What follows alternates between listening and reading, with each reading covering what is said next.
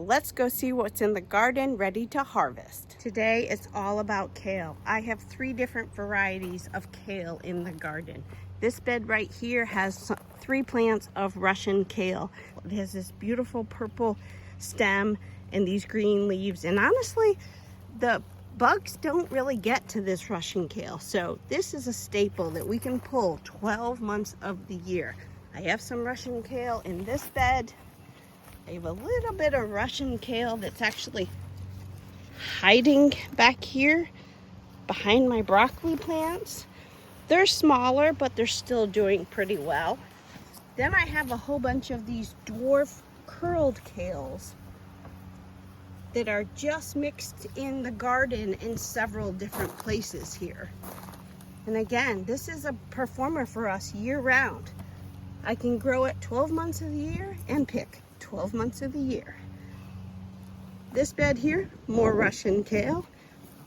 And I had just started a new batch of small curled dwarf kale, and I mixed it in here with where all my garlic is. So I have a whole new batch that started.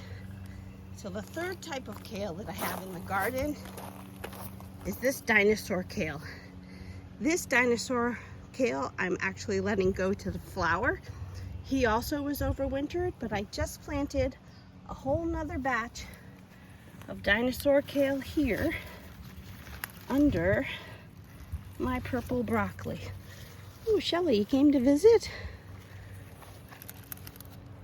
So even moving up to these beds here, I had a couple of kale plants, new plants this year that I squeezed in here between my carrots and my Louisiana shallots.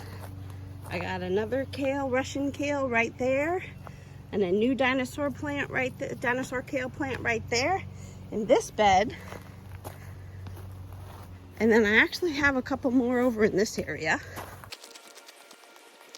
These 3 dinosaur kales are going to flower. They were overwintered, so I'm not harvesting them anymore. But I do have a Russian kale back here in the back of this bed that was overwintered, and he's still producing, but I think this guy's gonna go to flower pretty soon. And there's one more Russian kale over here hiding in the back of this bed. Well, he's not going to flower yet, so I still can harvest from him. So I got a couple more dinosaur kales here that are going to flower. I probably won't let them all go to flower. I'll end up pulling them out, but I'm not harvesting them anymore. And I got another Russian kale here and a dinosaur kale there. So I definitely have plenty of kale. And inside, I even have some new starts started. I have some dwarf curly kale in these 2 front 6-packs, and I have a dinosaur kale in the back there. I did not start Russian kale because my Russian kale usually does pretty good, but I may still consider starting some. But the reason why I started these is some of those have all gone to flower, and I want to have a nice new batch ready to go out into the garden for the summer. So let's get some of this harvested and see how much kale we can pull from the garden.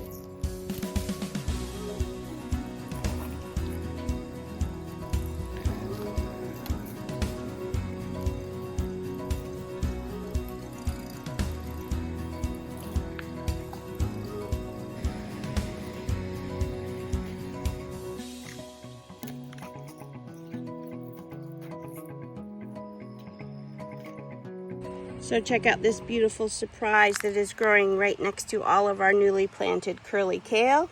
I have some of my alyssum plants that have already gone to flower, and the bees are loving it already. It is the end of March right now, so I'm super excited about being able to see flowers already in the garden. So this is what the garden gave us this week for our kale. There's a lot of kale here, and we'll either eat it fresh in salads, we'll saute it, we can add it to soups, or if there's leftovers, we'll go ahead and freeze it. So actually, this is the second batch of kale that I have harvested today. I pulled another batch earlier today and brought it over to my in-laws. Hey, if you want to keep up with what we're harvesting every week here in Central North Carolina, don't forget to hit that subscribe button. Next week, it looks like that Louisiana shallots might be ready to harvest, so stay tuned. Hey, thanks so much for watching. If you have any comments, leave them down below. Otherwise, we'll catch you on the next video.